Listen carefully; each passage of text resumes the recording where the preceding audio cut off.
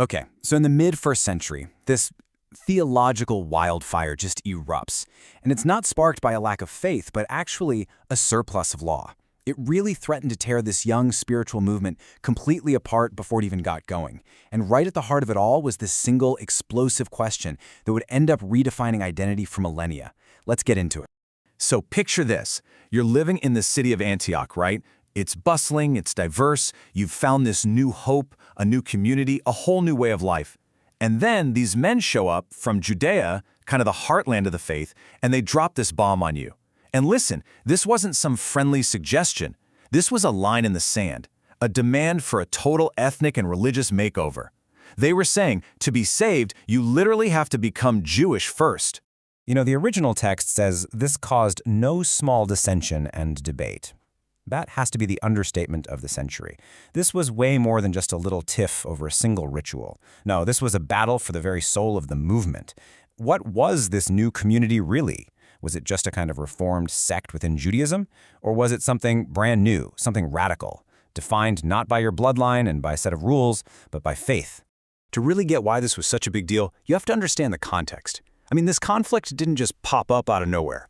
It was more like the eruption of a tension that had been simmering for centuries, and it was all rooted in these really deep ideas about culture, about God, and, what it means to belong. You see, for generations, a huge part of Jewish identity in the Greco-Roman world was this pretty fundamental distinction. There was Israel, God's chosen people, and then there was everybody else, the nations, the Gentiles.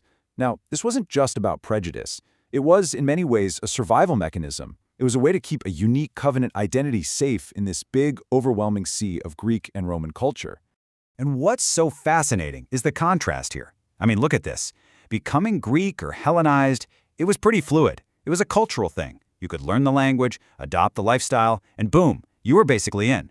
But becoming a Jew, that was a whole different ballgame. It was this profound, all-in transformation. You had to leave your entire history, your family's gods, everything behind you, and you were physically marked as belonging to this covenant people. And these weren't just theories, These were the things that shaped everyday life. They were the boundary markers that defined what it meant to be part of God's people. Things like what you ate, what day you rested, who you could even sit down and share a meal with. All of it created this distinct social and religious world that kept Jewish identity strong and separate. So all of that brings us right back to the central burning question. The issue wasn't just, hey, what does a Gentile have to do? It was, what does a Gentile have to become? If you were a non-Jew and you wanted to follow Jesus, the Jewish Messiah, did you first have to cross all those ancient ethnic and covenantal lines? Did you have to be totally absorbed into the nation of Israel? Well, the debate in Antioch got so heated, so intense, that they had to escalate it. Paul and Barnabas were sent up to Jerusalem to face the leaders of the movement, the apostles, the elders. And let's be clear, this was not going to be some polite academic discussion. This was a high-stakes showdown that would decide the entire future of the faith. So you basically had three main groups facing off. First, you had the traditionalists. These were former Pharisees who believed that faith in Jesus was the final piece of the puzzle for Judaism, not some kind of departure from it. Then you had the missionaries, Paul and Barnabas, who had just come back from seeing God's Spirit move like crazy among non-Jews. And finally, you had the core leadership, Peter, James, the guys who had to figure this out and stop the whole thing from shattering into a million pieces. The traditionalist argument was pretty straightforward. And you got to admit, from their perspective, it was deeply faithful. For centuries, if you wanted to be part of God's people, you followed God's laws, all of them. That was the path. So why on earth would that change now? It just seemed like common sense. But then Peter stands up, and he doesn't argue philosophy or theology. He just tells a story. He reminds everyone about his experience with Cornelius, the Roman soldier. He's basically saying, hey, God already settled this. God poured out his Spirit on these Gentiles before they did any of the stuff the law required. He made absolutely no distinction between them and us. In a way, Peter was saying God already cast his vote. And this next point is brilliant. By calling the law a yoke, this unbearable burden, he wasn't just dissing the rules. He was questioning the entire system of identity that was built on keeping those rules perfectly. His point was revolutionary. He said, look, if we, the Jewish people, know that we are ultimately saved by grace through faith, why would we turn around and slap this impossible legal burden on the Gentiles as their price of admission? So after Peter spoke, Paul and Barnabas shared their own incredible stories of what they'd seen. And then all eyes in the room turned to James. Now, as the leader of the Jerusalem church, and not to mention the brother of Jesus himself, his voice carried an enormous amount of weight. Whatever he decided, that was likely going to be it. And what James does here is just masterful. He doesn't offer a new opinion. He doesn't try to find some clever compromise.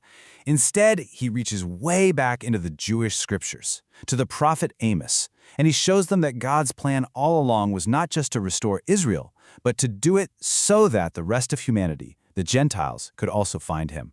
Suddenly, the inclusion of Gentiles wasn't some messy modern problem. It was the incredible fulfillment of an ancient promise. And that appeal to Scripture, it completely broke the deadlock. A consensus started to form around this prophetic vision, and it led to a decision that would, and this is no exaggeration, forever alter the course of history. So they issued what we now call the apostolic decree. Now this is so important. This was not a new checklist of rules for how to get saved. Salvation was by grace through faith. Full stop. No, this was more like a blueprint for what you might call ethnic sensitivity. It was a relational guide designed to make sure that Jewish and Gentile believers could actually live together, eat together, and be a real community. And these 4 guidelines weren't random. Each one was directly linked to common pagan worship practices that were, understandably, deeply offensive to Jewish law and culture. So by asking the Gentile believers to avoid these few things, they were basically showing love and respect for their Jewish brothers and sisters. It was all about making true fellowship at the dinner table possible. At the end of the day, the verdict wasn't about legalism. It was about love. It was about creating a shared space where 2 worlds, 2 totally different cultures, could become one family. It was the proof that this new kind of community, one defined by faith in the Messiah, was actually possible. The ripple effects from this single decision. Wow, they were just staggering. This council didn't just solve a problem, it actually gave birth to a whole new category of human community. 1. That's the number. That's the key takeaway. Because before this council, you had 2 paths. You were either a Jew or you were a Gentile.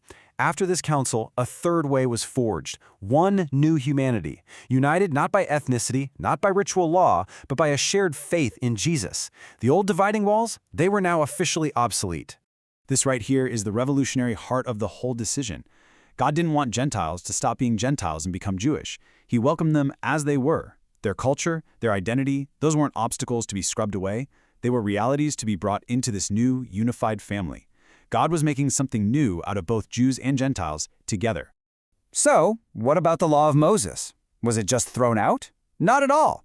Instead, its whole function was reconfigured. The Messiah himself was now the lens through which you interpreted everything. Its main job as the primary ethnic and social boundary marker, that job had been fulfilled. Its purpose had been superseded by Jesus himself. You really can't overstate this. This moment was the great fork in the road. Before the Jerusalem Council, the Jesus movement was, for all intents and purposes, a renewal sect inside of first-century Judaism. But this single decision, this radical redefinition of what it means to belong, it pivoted the entire movement onto a new trajectory, one that would transform it into a distinct global faith open to absolutely everyone on equal terms.